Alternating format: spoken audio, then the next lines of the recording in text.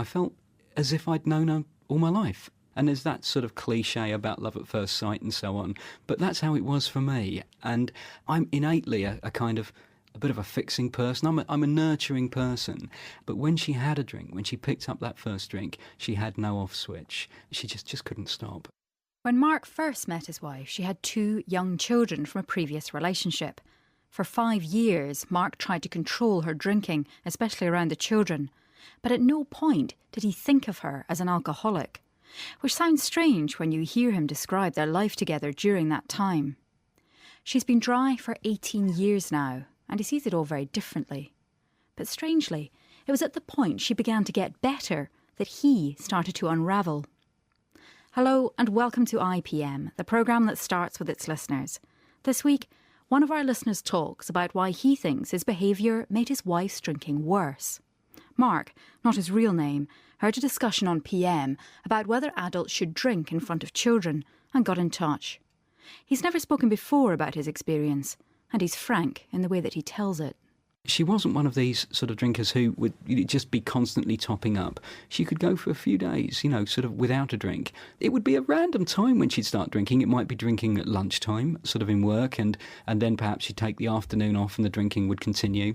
Perhaps it might be sort of later in the evening, early evening, she'd start to drink, and she wouldn't finish until everything had gone. And the thing about her drinking was she was particularly uncontrollable and erratic when she drank. Just one symptom of that is that she would gravitate towards a car. She wanted to drive when she drank. I didn't know what she would do. Socially, she would behave inappropriately when she drank. One particular occasion I can remember was when my sister got married. I can remember my wife was, really very, very happy drunk at that time, and she constantly wanted to sort of have my mum dance with her. And my father, looking after my mum, didn't strike her, but actually pushed her away, actually put his hand on her face and pushed her away. And the children were upset, and I was upset, and it was just part and parcel of this horrible problem, this horrible disease. How soon into the relationship did you see this behaviour? Did you realise that she had a problem with drink? I had my own sort of stereotypical sort of idea of what an alcoholic is, and she didn't fit that. I just thought this was just strange behaviour. I thought it said something about us. It was just a problem for me. So I think the word I'd use is denial. And can you remember what was going through your head at the time? You obviously weren't thinking this person has a problem with alcohol, but no. You were aware of something, not being right. Yeah, it's quite interesting. I was absolutely in love with this person, and we kind of so gelled. We were so almost, in many ways, similar people. And so I didn't want to give that up, but I felt there was something that I needed to manage, and the drinking was the issue. And between the drinking times, it was great. It was fine. But it was just when she took a drink, I just didn't really quite know what was going to happen. But this was every few days that she was taking a drink? Every few days she'd take a drink, and then there'd be the big crises, which were less frequent. My way of managing this was a very... what I would try to do is I'd always, in the background, try to delay the drinking. I'd try to avoid the circumstances where the drinking would happen. And the other way in which I tried to control her was trying to make her understand what she was doing to the family and what happened when when she had a drink. So I tried to make her ashamed of her drinking. Sort of, look what you're doing to us. Look what you did. Look at the mess you made last night. So look what you did to the car. Did it work? No. But then we'd pretend it hadn't happened the following day. We'd tidy up, we'd clear up, and then we'd carry on with our lives until the next incident. And you were holding down jobs and looking after your children and doing all of this and amongst it. How long did this go on? Well, this went on for about 5 years. Interestingly, my wife was a completely functioning alcoholic.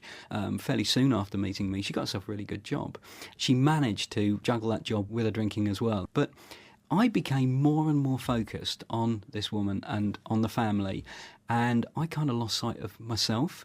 And people said, you're so strong, you're really tough. And I thought that was a real strength for me. I thought, I'm here to rescue this family. Did you quite like that feeling? I did. It gave me a real sense of identity, and I think what I brought to the relationship was I'm a kind of bit of a fixer. I want to help people, and almost to the detriment of myself.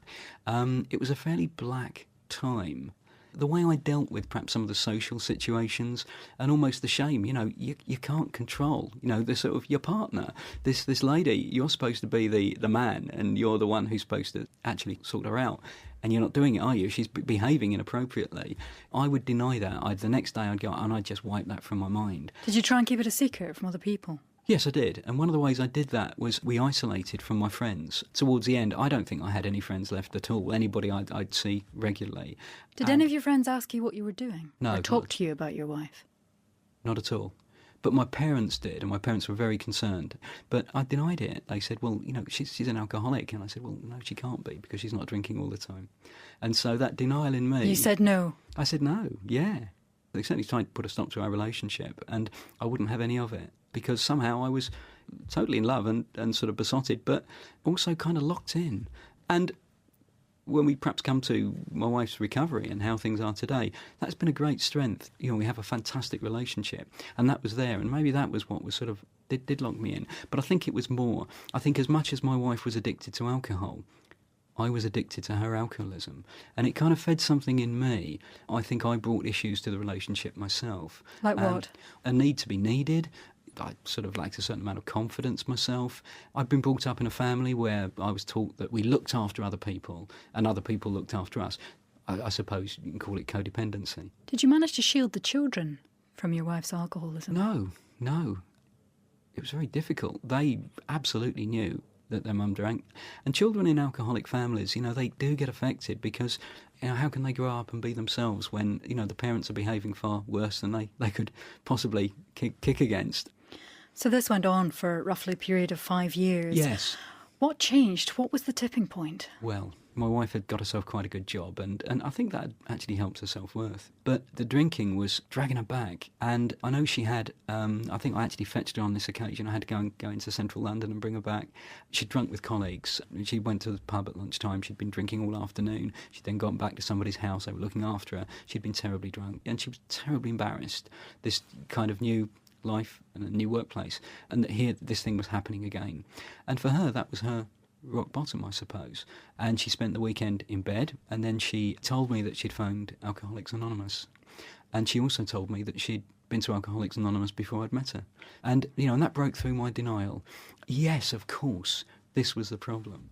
So that's when the penny dropped for you? That's when the penny dropped for me, absolutely. And I was full of admiration for her. I thought, well, this is it. This is the answer for us as a family, and we're all going to be okay from here on in. And she managed to stay sober? Yes, she did. But things must have really changed for both of you at that point. Yes, they did. Yeah, very much. My wife started to be a lot more reliable. She could be there for the kids. But there was another change too. She told me quite clearly that her sobriety came first. It was the most important thing. More important than you? Yes. How did you feel? I understood it, I think. And I could see where she was coming from. But I thought the world would be rosy and would be fine. But it wasn't quite like that, actually. For me, as she got better, I started to get worse. Because there was no need to jump in a car and rescue her from sort of far-flung places. And the crises stopped. You weren't the fixer anymore? I wasn't the fixer anymore. And that was really tough. And I was kind of left with me. And the me that I was left with, I don't think I was a particularly great person. I wasn't interested in anything. I couldn't make choices. I neglected myself. Did you feel a bit angry about what she'd put you through?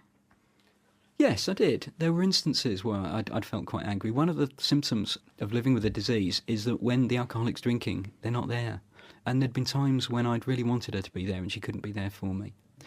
In my recovery, I learned that, emotions are perfectly legitimate. It's what I do with my anger and what I do with my emotions that is important. What do you mean in your recovery?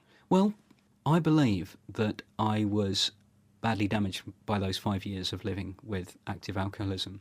And I tried various things. I thought, well, my wife's getting better. I'm going to do something for me too. So, buy all the self-help books. There's something wrong with me. I really felt there was something wrong with me. And they didn't help at all.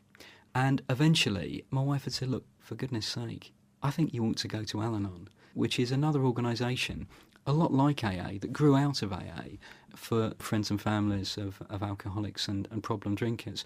And it was an eye-opener. I walked into that room and I felt as if there were people who understood me. And in many cases, their stories were much worse than mine. Made me feel a little bit, embarrassed, really. And they were people My story's not bad enough. My story's not bad enough. They were people, living with domestic violence. They were people who were living with huge debts that their alcoholics had run up. And I sort of felt embarrassed that I hadn't perhaps been affected in that way. But in other ways I had been profoundly affected, because to actually seek help, to go to a self-help organisation is, at that time I saw it as an admission of sort of failure, and, why would I want to do that? That's not the sort of thing a fixer does. No. And I learnt how to be supportive to my wife. I learnt not to tell her to go to AA meetings. I learnt not to worry about her recovery, because it was down to her. And I was taught that if I start to manage her again and try to fix her again, that'll undermine her, because the only way that she was going to retain her sobriety was take full responsibility for that and take full responsibility for herself. And this kind of rescuing, this thing that I thought was so strong and, gave me an identity, was actually undermining my wife, because it enabled her to be able to drink with impunity, because she knew that the fact that she could phone me up and I'd come and get her, the car would be there, and she wouldn't have to face any of this stuff. She wouldn't have to clear up her own mess. It's almost a kind of insanity that we become totally obsessed with trying to control this thing that's uncontrollable. So there's nothing you can do. It's down to them. It can be terribly distressing for families. And it's just our view. There are lots of organisations working with alcoholics. And certainly for me, I was powerless. But at the same time, it also means that I didn't create the drinking, and I'm not responsible for it.